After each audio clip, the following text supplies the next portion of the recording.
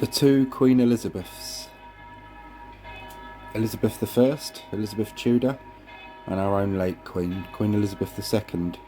In this short documentary put together by myself, we'll be visiting the funeral processions of both queens, both every bit as solemn and as well choreographed, but the reactions of the crowds of the different ages are very different and very telling.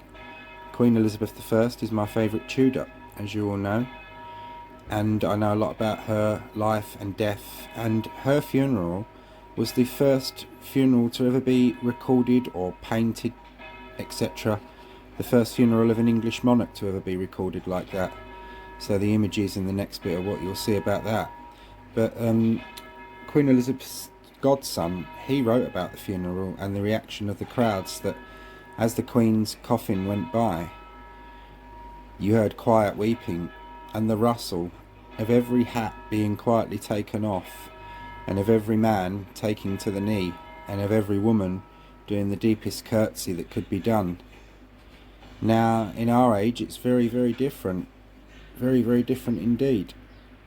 As you see by the video, or as you will see by the video of Queen Elizabeth's procession going by, rather than a quiet sorrow and the rustle of hats and men going down on their knees and women curtsying, all you heard was the rustle of arms being raised with hundreds upon hundreds of mobile phones, which we live in the mobile phone age, so, but I am old-fashioned and I don't think that's very right or seemly, which is why I've not gone to any of these things or filmed them myself, and have just used footage in the public domain. But yeah, the two Queen Elizabeths, two very different queens, two very different ages, one an absolute monarch and one very much a democratic monarch. Two funeral processions, every bit as solemn and sombre and respectful, but the difference is technology, and I'm not sure where I stand with that. But the one thing that stands in time, in all that stands in place in all that time, that's not changed, is Westminster.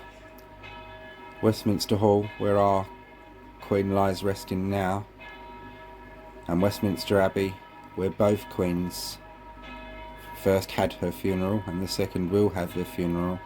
So in the documentary, first we'll see the funeral procession, or paintings of it, of Queen Elizabeth I with descriptions, and in the second we'll visit the funeral procession of our own late Queen Elizabeth II and see if you notice what I say about the mobile phones. And the end part of our video, we'll be visiting the history of Westminster Hall, a little wonder in itself. So here we go, guys and girls. Two different queens, two very different ages, and two very different lots of British public. Hope you all enjoy what you're going to see.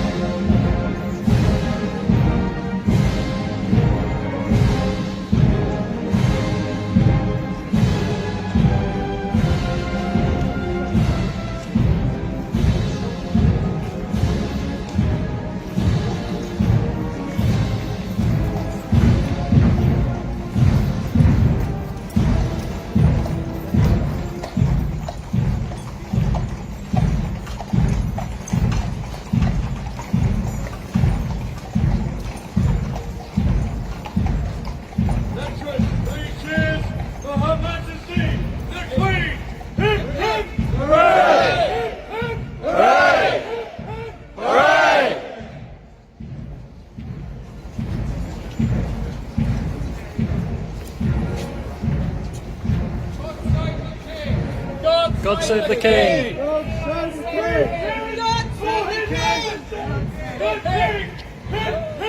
Hooray! Hooray! Hooray! Veteran! Down!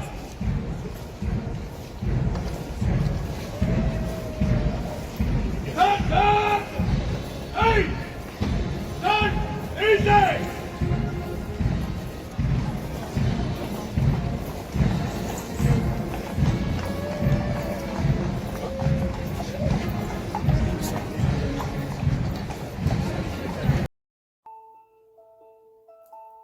Here we see Westminster Hall, where the Queen is lying in state at the moment. Westminster Hall was one of the most famous buildings in Europe, with the widest spanned roof in Europe until fairly modern times. It was built in the reign of King William II, William Rufus, the son of William the Conqueror, and he wanted the most impressive and magnificent non-church building built in Europe, and that's what he had done. Its hammer beam roof inside is a wonder, a real wonder, and it was kind of a wonder of the world for many years because it was the widest spanned non-supported roof, which means that it didn't have pillars or posts holding it up like in churches. And one of William II's courtiers, when he remarked to the king, "My sire, this is very, very big," and the king remarked, "No, it is no near big enough for my mind," so he would have gone bigger, and technology and whatnot allowed. Here we see Her Majesty Queen Elizabeth II lying in state inside the hall, under the hammer beam roof, which has seen so much history, so much British history, and so much of her own family history, including the banquet of King Richard III, the coronation banquet of King Richard III, the King of Princes in the Tower fane. This is a representation or an illustration of his banquet. Many kings and queens have held their banquets in Westminster Hall and great public events and that because it was such an impressive space. The trial of King Charles I, who was tried in Westminster Hall in January 1649 and later executed at Whitehall Palace, or the banqueting house at Whitehall, walking under the magnificent painted ceiling that had been painted in the reign of his father that glorified the right of kings. You wonder what King Charles I must have thought when he looked up at that painting on his way up to his death. But here we are. Here we see the coronation banquet of King George IV in July 1821. King George IV was one of England's most unpopular kings. Fat, greedy, lazy, and a drug addict. He was addicted to laudanum and opium. And at the time when the country was going through economic crisis and a Napoleonic war, King George IV lashed out on one of the most lavish coronation banquets and things like the Brighton Pavilion when the country could ill afford it, and made himself very, very unpopular. Here we see the lying in state of the Queen's late father, King George VI, Westminster Hall in 1952. The gun carriage on which the Queen's body was carried is the same gun carriage that carried Sir Winston Churchill and both of the Queen's parents. Here we see the queues back in 1952. People lining up to go and walk past the coffin of the Queen's father, King George VI, and that's very reminiscent of what we're seeing today. So history repeats itself, and Westminster Hall has been there all these years and plays a big part of that.